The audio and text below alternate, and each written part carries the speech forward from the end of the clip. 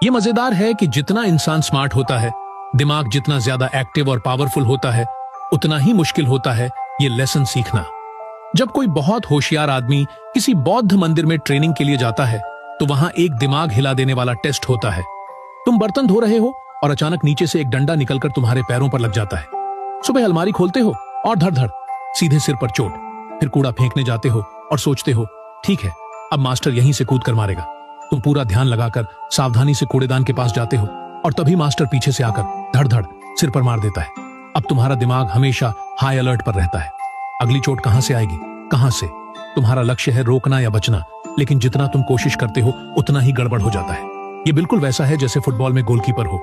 तुम्हें पक्का यकीन है कि शॉट ऊपर लेफ्ट कॉर्नर में जाएगा तो तुम उधर कूदने की तैयारी करते हो, लेकिन बॉल दूसरी तरफ चली जाती है। मंदिर में हर दिन यही होता है। जितनी बार तुम अंदाजा लगाते हो उतनी ही बार धड़ धड़ धड़ धड़ मास्टर तुम्हें चौंका देता है। फिर एक दिन तुम हार मान लेते हो, छोड़ो अब मैं कभी नहीं जान पाऊंगा अगली चोट कहां से आएगी, और तुम अंदाजा लगाना बंद कर देते हो। फिर एक दिन तुम्हारा मन शांत हो जाता है, कोई सोच नहीं, कोई प्लान नहीं, और तभी जब मास्टर आता है तुम अचानक उसे देख लेते हो।